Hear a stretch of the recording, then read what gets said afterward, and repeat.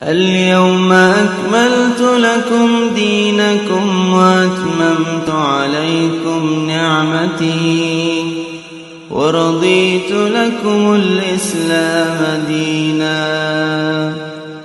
بسم الله الحمد لله كفى وسلام على عباده الذين اصطفى أما بعد. قال الله عز وجل فأعوذ بالله من الشيطان الرجيم بسم الله الرحمن الرحيم. سورة أنزلناها وفرضناها وأنزلنا فيها آيات بينات لعلكم تذكرون. الزانية والزاني فاجلدوا كل واحد منهما 100 جلدة ولا تأخذكم بهما رأفة في دين الله إن كنتم تؤمنون بالله واليوم الآخر وليشهد عذابهما طائفة من المؤمنين. صدق الله العظيم. قابل احترام معزز سامعین، آج سورۃ النور کی مختصر تشریح ہم سماعت کریں گے. یہ سورہ نور مدینہ المنورہ میں نازل ہوئی. ایک ساتھ جتنی صورتیں نازل ہوئی ہیں مدینہ المنورہ میں، ان صورتوں میں آخری صورت ہے. 6 ہجری میں نازل ہوئی، جس وقت حضور صلی اللہ علیہ وسلم ایک جنگ سے تشریف لا رہے تھے. بنو المصطلق آتے ہوئے راستے میں ایک حادثہ پیش آیا، جس کے پیش نظر اللہ تبارک و تعالیٰ نے یہ ایک صورت مکمل نازل فرمائی، جس میں مسلمانوں کے لیے کافی ہدایات اللہ تبارک و تعالیٰ نے عطا فرمائے. اس صورت کو شروع کرنے سے پہلے اللہ تعالیٰ نے 2 سزاؤں کا ذکر کیا، پھر اس کے بعد وہ واقعے کو ذکر فرمایا. سزا یہ ہے کہ الزانیۃ والزانی فاجلدوا کل واحد منہما 100 جلدہ. زنا کرنے والا اگر کوئی مرد ہے یا کوئی عورت ہے، یہاں اس سے مراد غیر شادی شدہ ہیں، ان دونوں کو 100 کوڑے مارے جائیں گے. پھر اللہ فرماتے ہیں کہ وَلَا تَأْخُذْكُمْ بِهِمَا رَأْفَةٌ فِي دِينِ اللَّهِ.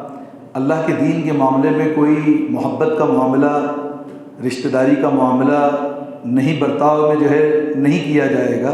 جو اللہ کا قانون ہے اس کو نافذ کیا جائے گا اگر تم اللہ پر اور آخرت کے دن پر ایمان رکھتے ہو. تیسری چیز وَلْيَشْهَدْ عَذَابَهُمَا طَائِفَةٌ مِّنَ الْمُؤْمِنِينَ. جس وقت سنسار کیا جا رہا ہو یا رجم کیا جا رہا ہو، وہ سزا کے وقت میں مسلمانوں کی ایک بڑی جماعت اس کو دیکھنے کے لیے حاضر ہونی ضروری ہے.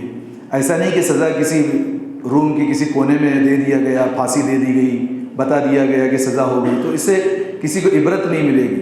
اس عبرت کے لیے اللہ تعالیٰ نے بننا، ایک تو 100 کوڑے مارے جائیں، دوسرا اس کے کوڑے مارے جانے میں کوئی محبت کا معاملہ نہیں کیا جائے گا. بادشاہ کا بیٹا ہے تو اس سے چھوٹ دی جائے گی، یا کہیں افسر کا بیٹا ہے تو اس سے چھوڑ دیا جائے گا. نہیں، اللہ کے دین کے معاملے میں کوئی رعایت نہیں، کوئی کمپرمائز نہیں. تیسرا ہے کہ جہاں سزا دی جائے گی وہاں پر ساری پبلک جمع ہوگی، مسلمانوں کی بھیڑ اکٹھا ہوگی، اس بھیڑ کے درمیان میں اس انسان کو، اس لڑکا اور لڑکی کو سزا دیا جائے گا. پھر دوسری آیت اللہ نے فرمائی کہ الزانی لا ينکح الا زانیۃ او مشرکہ. یہ اصل میں ایک اخلاقی چیز اللہ نے بنائی کہ جو زانی مرد ہوتا ہے وہ نکاح نہیں ہوگا اس سے، کسی زانیہ سے، کسی مشرکہ عورت سے. یہ حتمی فیصلہ نہیں ہے، مگر ہے کہ اس کو محاورے میں یوں سمجھا جائے گا، جو زانی ہوتا ہے، زنا کرنے کی جسے عادت لگی ہوئی رہتی ہے، بہت مشکل ہے کہ اسے پاک دامن لڑکی مل جائے. والزانیۃ، زانیہ لڑکی ہے، لا ينکحها الا زان او مشرک، اس کا نکاح نہیں ہوگا مگر کسی زانی مرد سے یا مشرک سے. یہ ایک اخلاقی کیفیت کو اللہ نے سمجھایا کہ اگر ایک انسان پاک دامن ہے، اس کو بے حیا عورت ملے ایسا نہیں ہوگا، اور اگر کوئی بے حیا ہے اور اسے پاک دامن ملے ایسا نہیں ہوگا. جس طریقے کی کرتوت انسان کرتا ہے اسی طریقے کا وہ انجام پاتا ہے. تیسری آیت اللہ نے یہ فرمائی والذین یرمون المحصنات ثم لم یأتوا بأربعة شهداء فاجلدوهم 80 جلدة ولا تقبلوا لهم شهادة أبدا وأولئك هم الفاسقون. یہ سب سے اہم حکم اللہ تعالیٰ نے دیا. وہ کیا ہے؟ جو لوگ کسی پر تہمت لگانا چاہیں، فلاں لڑکی نے یہ معاملہ کیا ہے، فلاں لڑکے نے کیا ہے، فلاں سے یہ غلطی ہوئی ہے، اگر اس کو اپنی زبان پہ لانا ہے ثم لم یأتوا بأربعة شهداء، اور وہ اپنے قول کے ساتھ 4 گواہوں کو اگر پیش نہ کرے، فجلدوہم، بولنے والے کو ہی کوڑے مارے جائیں گے، 80 جلدتن 80 کوڑے۔ ایک تو یہ ہو گیا کہ کسی نے کہہ دیا کہ میں نے فلاں لڑکا یا لڑکی کو، فلاں خاتون یا مرد کو میں نے اس حالت میں دیکھا ہے، اس کے پاس 2 گواہ ہیں، 3 ہیں، مگر 4 تک اگر اس کے پاس گواہ نہیں ہیں، پہلا یہ ہوگا کہ ان کو ہی 80 کوڑے مارے جائیں گے۔ نمبر 2، وَلَا تَقْبَلُ لَهُمْ شَهَادَةً أَبَدًا، زندگی بھر اس کے بعد ان کی کوئی گواہی قبول نہیں کی جائے گی۔ وہ اگر بول دیں کہ ہم نے چاند دیکھا ہے، ان کی گواہی کا اعتبار نہیں، وہ نکاح میں گواہ نہیں بن سکتے، وہ بزنس کے ٹرانزیکشن میں وٹنس نہیں ہو سکتے، ان کو ہر طریقے سے جو ہے معاشرے کے اندر برطرف کیا جائے گا، اس لیے کہ انہوں نے ایک محسن کے اوپر، ایک پاک دامن کے اوپر اتنی بڑی بات اٹھائی۔ تیسری چیز اللہ نے کہا اولئک هم الفاسقون، یہ لوگ فاسق ہیں، اس کی گواہی اللہ دے رہے ہیں، جن کے پاس 4 گواہ نہیں ہیں، حقیقت میں بھی وہ کام انہوں نے دیکھ بھی لیا ہو، باوجود 4 گواہ نہیں ہیں، تو جو ہے وہ بالکل اس بات کو اپنی زبان پہ لا ہی نہیں سکتے، جو لائے گا وہ فاسق ہے۔ اب اس کو تھوڑا سا سمجھیں، پچھلی شریعتوں میں بھی توریت اٹھا کے دیکھیں، کتاب خروج ہے، کتاب استثناء ہے، یعنی یہ پارے ہیں، اس کے اندر بھی رجم کرنا اور سنسار کرنے کی بات کہی گئی ہے۔ بائبل میں بھی جو ہے سنسار کی بات کی ہے، اس کے علاوہ ویدوں کے اندر بھی یہ بات ہے، اشلوک سے جتنے بھی لکھے گئے، یہاں تک کہ ہندوستان کی جو برہمن کی جو کتاب ہے، اس میں اگر برہمن اگر کوئی اس طریقے کا کام کرتا ہے تو اسے زندہ جلا دیا جائے گا، اور اگر کوئی نچلی ذات کا کرتا ہے تو اس کے ہاتھ اور پیر کاٹ ڈالیں گے، ان کی اپنی شریعت کے اندر یہ بات ہے۔ یہ پرانے زمانے سے آ رہی ہے، اللہ تبارک و تعالیٰ نے اس کو یہاں پہ ذکر کیا کہ ہر زمانے میں سب سے برا اور کبھی بد قسم کا اگر کوئی فعل ہے تو وہ لڑکا اور لڑکی کا جو ہے وہ تعلق ہے۔ اخلاقی اعتبار سے ایسے لوگوں کا نکاح نہیں ہوگا اچھے لوگوں سے، اس کے لیے بھی انسان اپنے آپ کو پاک دامن رکھے۔ تیسرا یہ کہ اگر کسی پر کوئی بات کرنی ہی ہے تو اس کے بعد 4 گواہ ہونے چاہیے۔ 4 گواہ نہیں ہے، یعنی 8 آنکھوں نے اس کام کو نہیں دیکھا ہے تو وہ بول نہیں سکتی۔ اس کی وجہ کیا ہے؟ 2 ہے۔ ایک وجہ یہ ہے کہ اللہ تبارک و تعالیٰ فوراً اس کو سزا دینا نہیں چاہتی، یہ اللہ کی محبت ہے۔ 4 گواہ کی قید رکھی گئی، جبکہ نکاح میں 2 گواہ ضروری ہے، تجارت میں 2 گواہ ضروری ہیں، عیدین منانے کے لیے 2 گواہ ضروری ہیں، زندگی کے کسی بھی شعبے میں 2 گواہ کافی ہیں اسلام میں۔ یہ ایک ہی جگہ ایسی ہے جہاں پہ 4 گواہ اللہ نے فرمائے۔ وجہ یہ ہے کہ اکثر ایسا نہیں ہوتا ہے کہ 4 لوگوں نے کسی کام کو دیکھا ہو گویا وہ سزا سے بچ جائیں، ایک اللہ کی محبت ہے بندوں کے ساتھ میں۔ دوسرا ہے کہ جب وہ حتمی طور پہ جب یہ فیصلہ ہو جائے کہ 4 لوگ ہیں تو پھر ان کو سزا دینے میں جو ہے پھر جو ہے وہ رکاوٹ نہیں ہونی چاہیے اور سزا دے دی جانی۔ اللہ نے فرمایا الا الذین تابوا من بعد ذلک، اگر اس کام کے بعد اگر وہ توبہ کر لے، واصلحوا اور اپنے عمل کو ٹھیک ٹھاک کر لے، فإن اللہ غفور رحیم، تو اللہ تعالیٰ بڑے معاف کرنے والے اور رحم کرنے والے ہیں۔ والذین یرمون ازواجہم ولم یکن لہم شہداء، اب ایک مسئلہ ہے یہ دوسری عورت یا دوسرے مرد پہ تہمت لگانے کا۔ کوئی بندہ کسی دوسری مرد یا عورت پہ تہمت لگائے گا تو 4 گواہ لائے گا۔ ایک علیحدہ مسئلہ اللہ نے یہ بتا دیا کہ اگر کوئی شوہر اپنی بیوی کو اس حالت میں دیکھے تو اس کا کیا مسئلہ ہے؟ وَلَمْ يَكُنْ لَهُمْ شُهَدَاءُ إِلَّا أَنفُسِهِمْ، بذات خود شوہر گواہ ہے کہ اس کی بیوی نے ایسا کوئی گناہ کام کیا ہے۔ فَشَهَادَةُ أَحَدِهِمْ 4 شہادات بِاللَّهِ، اس ایک مرد کی گواہی 4 مردوں کے برابر ہوگی۔ إِنَّهُ لَمِنَ الصَّادِقِينَ، اور وہ اس کی شہادت کے دینے کے بعد وہ سچا ہوگا۔ یہ آج بھی قانون ہے اور مسلمانوں کو پتہ ہونا چاہیے۔ والخامسۃ، 5واں ہے کہ ان لعنت اللہ علیہ ان کان من الکاذبین، اگر وہ جھوٹا ہے تو اس پر اللہ کی لعنت ہو۔ کیا طریقہ کار ہے؟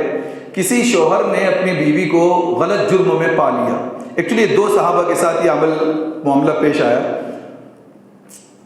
ہلال ابن امیہ جو ایک بہت بڑے صحابی ہیں، وہ رات میں جب آئے اپنے بیگم کے پاس میں تو دیکھا کہ شریک ابن سہمہ، یہ دوسرے صحابی ہیں، انہوں نے ان کی بیوی کے ساتھ جو ہے وہ بد کرداری کرتے ہوئے انہوں نے دیکھ لیا۔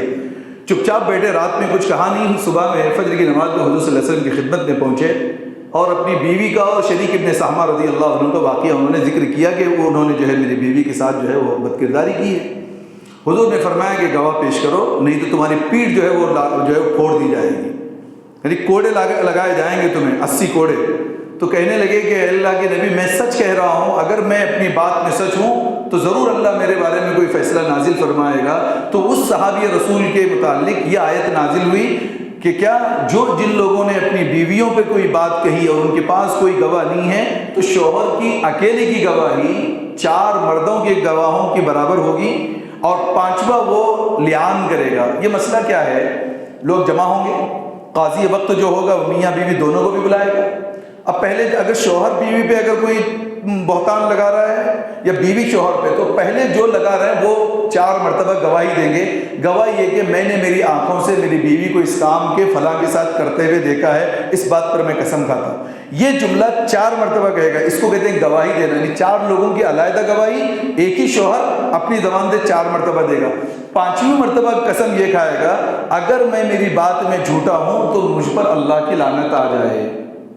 بیوی کو کھڑا کیا جائے گا، بیوی بھی 4 مرتبہ کہے گی، اللہ کہہ رہے ہیں کہ بیوی بھی 4 مرتبہ کہے گی وَيَدْرَوْ عَنْهَا الْعَذَابَ أَن تَشْهَدَ 4 شَهَادَةٍ بِاللَّهِ إِنَّهُ لَمِنَ الْكَاذِبِينَ وَالْخَامِسَةُ أَنَّ غَضَبَ اللَّهِ عَلَيْهَا إِن كَانَ مِنَ الصَّادِقِينَ۔ بیوی بھی 4 مرتبہ قسم کھائے گی کہ جو ہے میرے شوہر جو کہہ رہے ہیں یہ جھوٹ کہہ رہے ہیں، یہ تہمت ہے مجھ پر، میں اس بات پر اللہ کی قسم کھاتی ہوں۔ 4 مرتبہ قسم کھانے کے بعد 5ویں مرتبہ لیان کرے گی۔ لیان کیا ہے کہ اللہ کی لعنت آ جائے اگر میں جھوٹی ہوں۔ اب وہاں پہ یہ ہوا کہ شریک ابن سہمہ کو بھی بلایا گیا اور حضرت ہلال کی بیوی کو بھی بلایا گیا۔ انہوں نے تو اپنی 5 قسمیں کھا لی، ان کی بیگم نے 4 کھائی۔ جب لیان کا مسئلہ آیا تو رک گئی۔ تو معلوم یہ ہوا کہ اللہ تبارک و تعالیٰ نے ظاہر کر دیا کہ ان کے شوہر نے جو بات کہی تھی وہ سچ تھی۔ تو یہ شوہر کو الگ کیا گیا کہ شوہر اگر اپنی بیوی کے بارے میں یا بیوی اپنی شوہر کے بارے میں کوئی فیصلہ بتانا چاہے تو ان کے لیے 4 گواہ لانے کی ضرورت نہیں ہے، مگر کسی دوسرے کے متعلق کوئی لب کشائی کرنی ہے، زبان پہ کوئی بات لانی ہے، دیکھیے 4 گواہ ہونے ضروری ہے۔ اگر نہیں ہے تو 80 کوڑے مارے جائیں گے، قانون قیامت تک کا رہے گا۔ یہ کیوں کہا گیا؟ ایک وجہ تو میں نے وہ بتا دی۔ دوسری وجہ یہ ہے، پہلی وجہ کہ اللہ تعالیٰ بندوں کو سزا دینا نہیں چاہتے آخری دم تک۔ دوسری یہ کہ ہم جو اپنے زبانوں کو جو کھولتے ہیں نا بار بار چھوٹی چھوٹی باتوں پر، ان کا فلاں کے ساتھ ہے، یہ فلاں کے ساتھ ہے، وہ لڑکی کالج جاتی ہے تو یوں ہے، ان کے گھر میں کوئی گیا تو یوں، جو ہم جو بول رہے ہیں کوئی دیکھا ہی نہیں ہے، بس ہوائی باتوں کو۔ تو یہ اتنا یاد رکھیں کہ اتنا جو ہے وہ مغضوب ہے اللہ کی طرف سے، غصہ اللہ کا اترتا ہے۔ انہوں نے زبان پہ کبھی بھی جب تک 4 گواہ نہیں ہیں کسی بھی شخص کے متعلق یہ رائے قائم کرنے کی اسلام نے بالکل اجازت نہیں دی۔ وَلَوْلَا فَضْلُ اللَّهِ عَلَيْكُمْ وَرَحْمَتُهُ وَأَنَّ اللَّهَ تَوَّابٌ حَكِيمٌ۔ اب اس کے بعد یہ پوری تمہید بنا کر 3 مسئلے بندوں کو پیش کرنے کے بعد اصل واقعے کی طرف اللہ تبارک و تعالیٰ آ رہے ہیں۔ وہ اصل واقعہ کیا ہے؟ إِنَّ الَّذِينَ جَاءُوا بِالْإِفْكِ عُصْبَةٌ مِّنْكُمْ۔ ایک بڑی جماعت ایک پروپیگنڈے کے ساتھ میں، ایک افواہ کے ساتھ میں آئی۔ لا تحسبوه شرا لكم۔ دیکھیے اللہ کہہ رہے ہیں کہ اگر کبھی کسی کے متعلق کوئی بدگمانی ہو جائے آپ اس میں ڈریے مت کہ میرے بارے میں لوگ یوں کہہ رہے ہیں، جبکہ وہ دکھنے میں کیا ہے؟ شر ہے، تکلیف ہے۔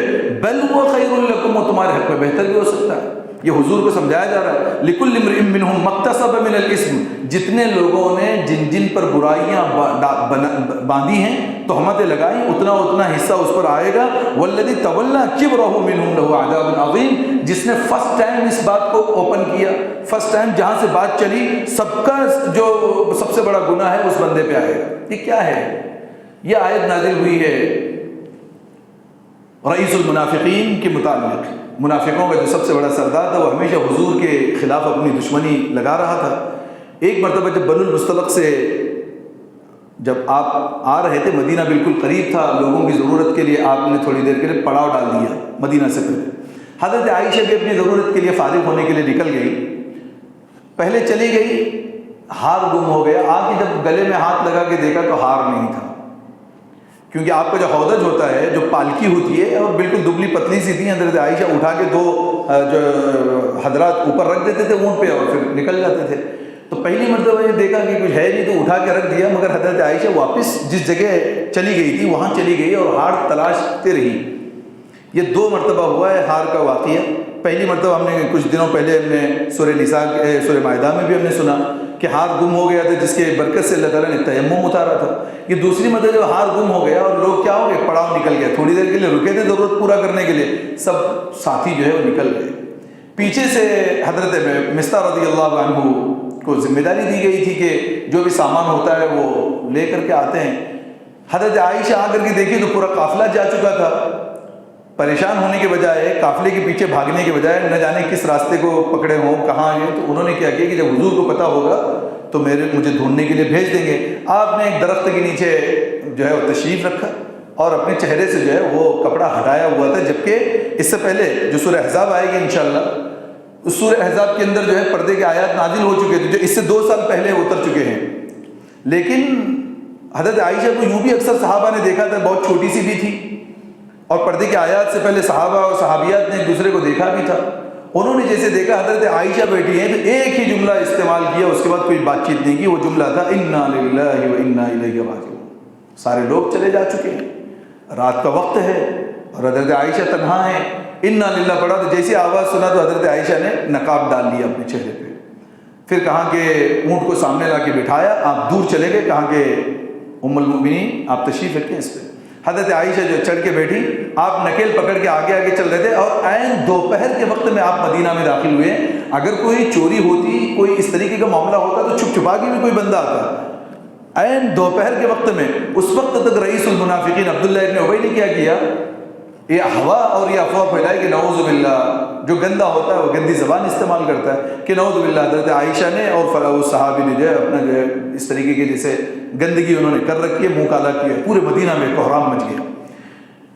انہوں نے تو منافقین تو تھے ہی تھے، 3 صحابہ کے بارے میں آتا ہے جو پکے سچے اہل ایمان ہونے کے باوجود وہ بھی عبداللہ ابن ابی کی باتوں میں آ گئے، جس میں سر فہرست شاعر رسول حسان ابن ثابت رضی اللہ عنہ کا نام آتا ہے، وہ بھی جو ہے اس میں ہو گئے۔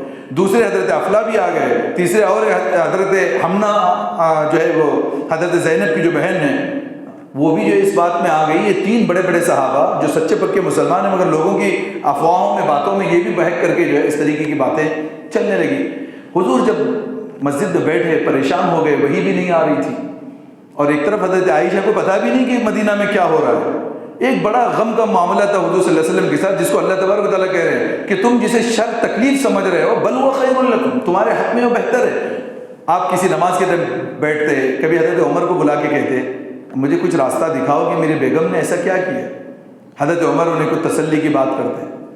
حضرت عمر نے تو اتنی پیاری بات کہی کہ اللہ کے نبی آپ یہ بتائیں آپ کا نکاح کس نے کروایا ہے؟ کہا کہ میرا عائشہ سے نکاح میرے خدا نے کروایا۔ جس خاتون کا نکاح اللہ نے آسمانوں میں تمہارا کروایا ہو تو تم ایسے عورت کے بارے میں سوچتے کیوں؟ چھوڑ دیجئے لوگوں کی باتوں۔ داماد کو بلایا حضرت علی کو، کیا کریں؟ حضرت علی نے جب دیکھا حضور کا چہرہ اتنا فقر، کہنے لگے اللہ کے نبی اگر آپ کو تکلیف بہت ہے تو طلاق دے دیں، اگر بہت تکلیف محسوس کرتے ہیں تو طلاق دے دیں، نہیں تو پھر درگزر کر دیں۔ الگ الگ لوگوں سے رائے لے رہے ہیں اور پریشانی کا عالم تھا۔ حضرت عائشہ قضائے حاجت کے لیے اپنی باندی کے ساتھ جب چلی، وہی مستہ حضرت مستہ کی والدہ ان کی جو ہے غلام ہوا کرتی تھی، باندی ہوا کرتی تھی، چلی تو انہوں نے کہا کہ عائشہ تو جانتی بھی ہے تیرے بارے میں کیا باتیں چل رہی۔ حضرت عائشہ کہنے لگی مجھے تو کچھ پتا نہیں۔ کہا تیرے بارے میں مدینہ میں اس طریقے کی باتیں ہو رہی۔ کہتے ہیں کہ جیسے سننا تھا میرے پیروں تلے زمین کھسک گئی، مجھے بخار آنا شروع ہو گیا۔ جب آدمی سوچتا زیادہ ہے دماغ کو لیتا ہے، بخار آیا۔ اب حضور کا بھی چہرہ جو ہے وہ فق ہو چکا تھا، بات چیت زیادہ نہیں ہو رہی تھی۔ ان کے ابا پریشان حال تھے، بس قرآن کھولتے تھے گھر میں اور قرآن پاک پڑھے جا رہے ہیں، لوگوں سے ملنا جلنا نہیں، کیونکہ صدیق اکبر کی بیٹی ہیں اور مدینہ میں کوہرام مچ چکا ہے۔ حضور صلی اللہ علیہ وسلم کے پاس حضرت عائشہ چلی گئی، کہنے لگی کہ آپ مجھے اجازت دیں، میں میرے ابا کے گھر جانا چاہتی ہوں۔ اللہ کے نبی نے کہا کہ ٹھیک ہے جائیے۔ وہاں جا کے دیکھا تو اپنی اماں، وہ بھی ام رومان ایک کنارے بیٹھی ہیں، حضرت صدیق اکبر جن کے ابو ہیں وہ قرآن پاک پڑھ رہے ہیں، رو رہے ہیں۔ ایسا وہ بھی کہتی ہیں کہ میں اپنا ایک مسلح کونے میں لگائی اور بس روتے رہی، میں نہ کھاتی تھی نہ میں کوئی چیزوں کی طرف میری توجہ تھی، بس میں میرے خدا سے دل لگائی تھی۔ اسی عالم میں 15 روز گزر گئے۔ ایک دن حضور صلی اللہ علیہ وسلم آئے حضرت ابوبکر کے گھر پر، حضرت عائشہ جو ہے وہ سجدے میں پڑی ہوئی بس رو رہی ہے۔ قریب آ کے کہنے لگے حضرت عائشہ سے اگر تم نے کوئی گناہ کیا ہے تو عائشہ کہہ دو، میں معاف کروں، اللہ تبارک و تعالیٰ سے تمہارے لیے استغفار کرواؤں گا۔ کہتی ہے کہ مجھے غصہ آیا اس بات، میں نے غصے سے دیکھا اللہ کے نبی کو، کہنے لگی میری برات میرا خدا نازل کر دے گا، کیونکہ ان کو تو کچھ پتا بھی نہیں تھا۔ اس کے بعد سورۃ النور اسی جگہ پسینے پھوٹنے شروع ہو گئے حضور صلی اللہ علیہ وسلم کو۔ جب وہی آتی ہے تو اللہ کے نبی کے پسینے آتے پیشانی پہ۔ حضرت عائشہ فرماتی ہیں کہ میں نے دیکھا اللہ کے نبی کے چہرے کو کہ پیشانی پر پسینے آ چکے تھے۔ وہی آئی اور یہ 18 آیتیں، آیت نمبر 1 سے لے کے 18 آیتیں حضرت عائشہ رضی اللہ عنہا کی برات میں نازل ہوئی۔ جیسی وہی ختم ہوئی، ابشری یا عائشہ، اے عائشہ تمہارے لیے خوشخبری ہے کہ اللہ نے تمہاری برات کا اعلان اس صورت میں فرمایا۔ جب وہ پڑھی تو کہتے ہیں کہ میں نے اٹھ کر کے بہت خوشی نہیں منائی اور میرے شوہر سے یا نبی اللہ سے میں نہیں ملی، بلکہ میں میرے خدا کے لیے سجدے میں گر گئی اور اس خدا کا شکریہ ادا کیا جس خدا نے میری برات کا اور میری صدیقہ ہونے کا اعلان قیامت تک کے لیے فرما دیا۔ اس کو اللہ تبارک و تعالیٰ کہہ رہے ہیں لولا اذ سمعتموه ظن المؤمنون والمؤمنات بانفسهم خيرا وقالوا هذا افك مبين لولا جاءوا عليه باربعه شهداء فاذ لم ياتوا بالشهداء فاولئك ان الله هم الكاذبون۔ دیکھیے جب آپ یہ بات کہہ رہے ہیں، مسلمانوں سے کہا گیا جب تم یہ بات حضرت عائشہ کے متعلق کہہ رہے ہیں 4 گواہ پیش کرو، اگر تم گواہ پیش نہیں بھی کرو گے اللہ کے نگاہ کے اندر تم جھوٹے لکھ کے جاؤ گے۔ یہ پورا کے پورا واقعہ ذکر کیا گیا۔ اس کے ساتھ اس صورت کے اخیر میں، اس رکوع کے اخیر میں اللہ تبارک و تعالیٰ نے فرمایا یا ایھا الذین آمنوا لا تتبعوا خطوات الشیطان، شیطان کی پیروی مت کرو، شیطان ہی یہ سب کام کرواتا ہے۔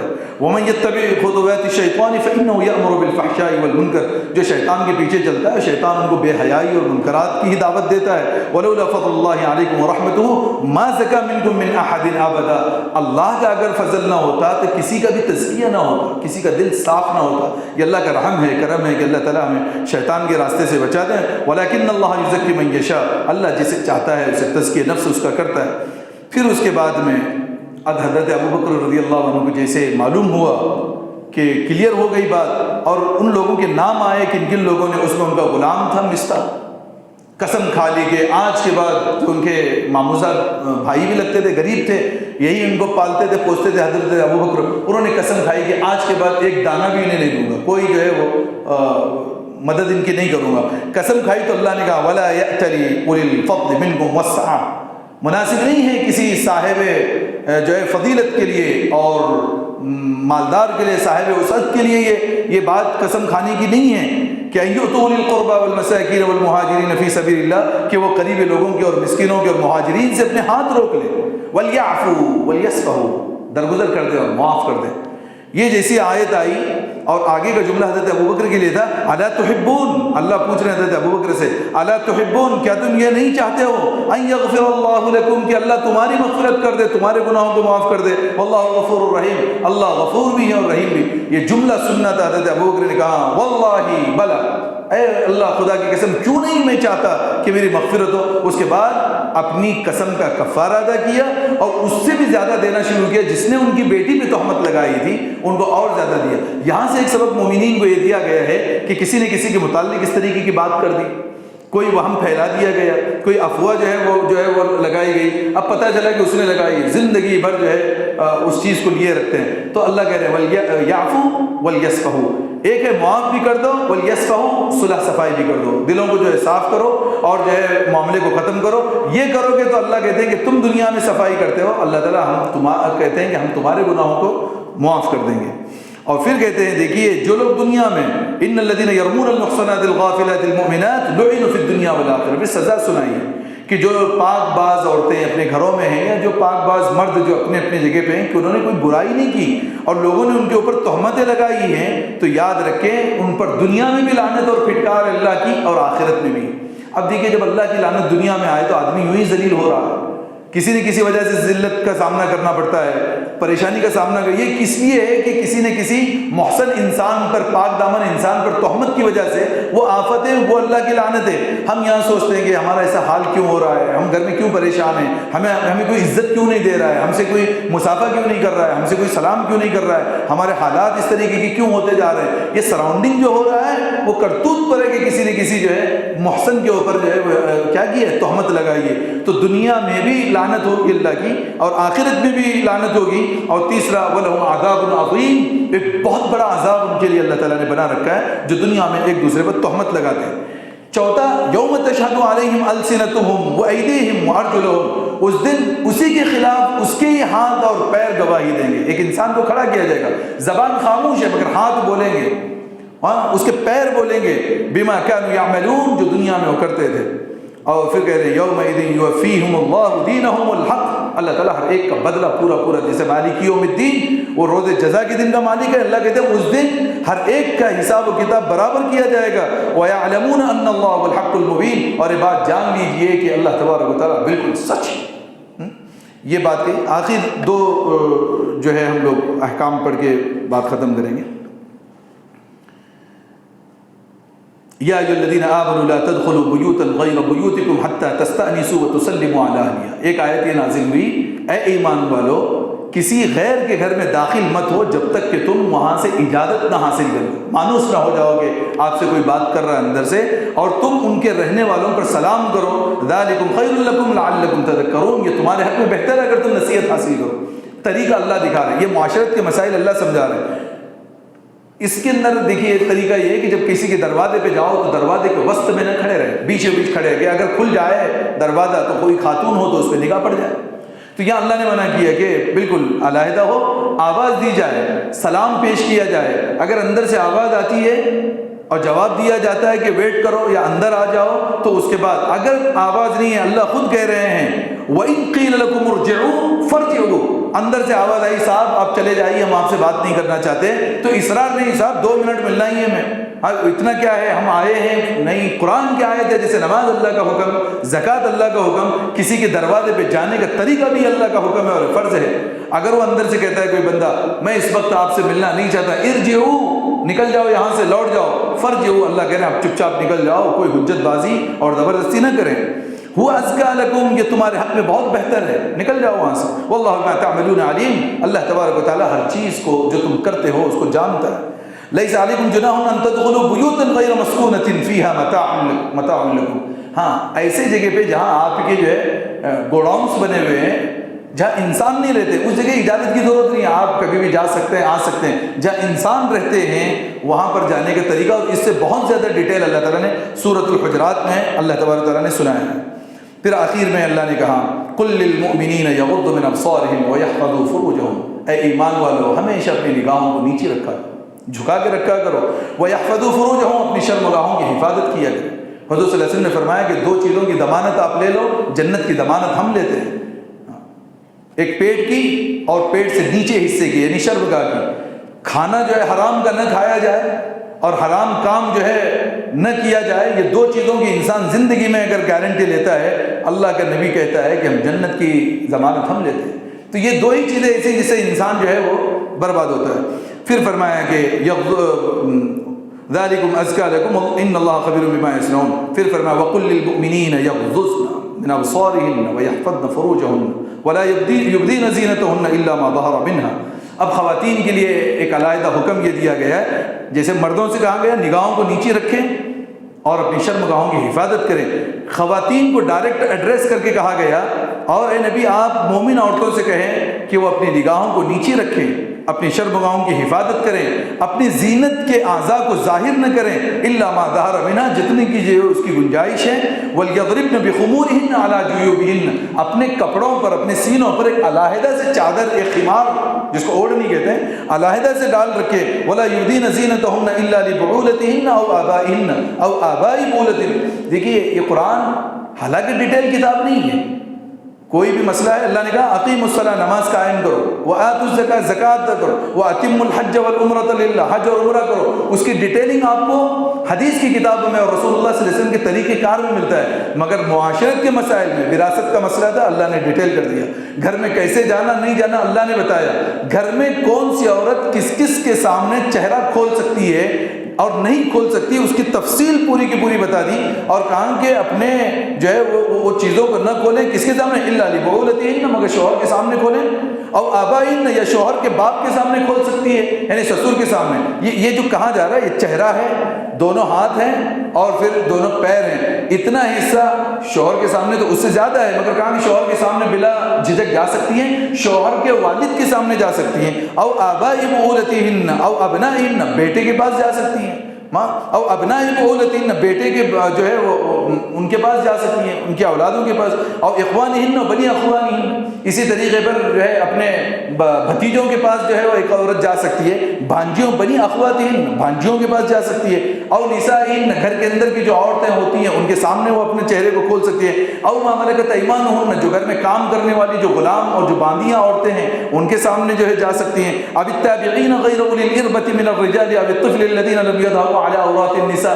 یہ ایسے بچے جو ابھی بالغ نہیں ہوئے ہیں، یا ایسے کام کرنے والے گھر کے نوکر ہیں جو وہیں پہ پلے بڑے ہیں زندگی بھر، ان کے دماغ میں یہ بات آئے گی بھی نہیں جو اپنی مالکن کے ساتھ اس طریقے کا، ایسے لوگ ہیں تو بالکل بالکل ان کے سامنے جو ہے جا سکتی ہیں. ولا یضربن بارجلہن، پھر کہاں جا کے اپنے گھر میں خواتین کو بتائیے ولا یضربن بارجلہن لیعلم ما یخفین من زینتہن، پیروں کے پازیب ایسے نہ پہن کے اپنے پیر کو زمین پہ ماریے کہ جو ہے عورتوں کی جھنک اور جو ہے جھنکار محسوس ہو. حرام ہے یہ. آپ دیکھیے عورتیں جو ہے وہ پہنتی ہیں پازیب، کیا کہتے ہیں اس کو، جو پیروں میں پہنا جاتا ہے اس میں گھنگرو ہوتے ہیں، آوازیں آتی ہیں، عورت جا رہی ہے تو محسوس ہوتا ہے. اللہ نے ولا یضربن بارجلہن، اپنے پیروں کو زمین پہ نہ مارا جائے، لیعلم، تاکہ پہچان لیا جائے، ما یخفین من زینتہن، جو انہوں نے زینت جو چھپا رکھی ہے وہ ظاہر ہو جائے. وتوبوا الی اللہ جمیعا ایھا المؤمنون لعلکم تفلحون، اے تمام اہل ایمان سب مل کر کے اللہ تبارک و تعالیٰ کے پاس توبہ کو جو ہے مانگ لو تاکہ تمہاری زندگی کامیاب ہو جائے. پورے لوگوں کو اللہ تعالیٰ نے کہا کہ جو بھی ہو گیا، مرد عورتیں سب جمع ہو جاؤ اور سارے کے سارے بارگاہ عزتی کے اندر اپنے گناہوں کی معافی مانگو تاکہ اللہ تبارک و تعالیٰ کے کامیابی ہو جائے. ایک چیز جو اس میں رہ گئی ہے، پہلے زمانے میں جو حجاب ہوتا تھا وہ بڑی چادر ہوتی تھی، کپڑے ہوتے تھے، کپڑے کے بعد عورتیں بھی اور مرد بھی دونوں بھی جو ہے اوپر سے ایک چادر ڈالی جاتی تھی، جو کسی وقت میں جو ہے کوئی سامنے آیا تو اوپر سے کھینچ بھی لیا جاتا تھا. اس چادر کی وجہ سے لڑکی یا عورت کے موٹے یا دبلے ہونے کا اندازہ نہیں ہوتا.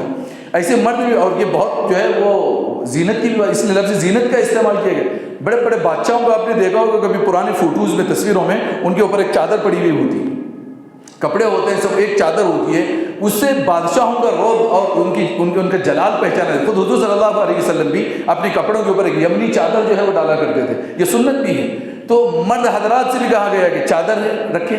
خواتین کو بھی جو ہے ڈائریکٹ ایڈریس کر کے کہا گیا ہے کہ جو تمہارے کپڑے ہیں جو چھپایا گیا ہے تو ٹھیک ہے، اس کے علاوہ پلس ایک چادر آپ جو ہے وہ ہمیشہ اپنے بدن کے اوپر رکھا کریں تاکہ وہ اپنی حیثیت جو ہے پتہ نہ چلے یہ عورت بوڑھی ہے کہ جوان ہے. مگر آج کا برقع کیا اس حدیث جو ہے پرانی آیات کی قبیل سے صحیح پڑتا ہے؟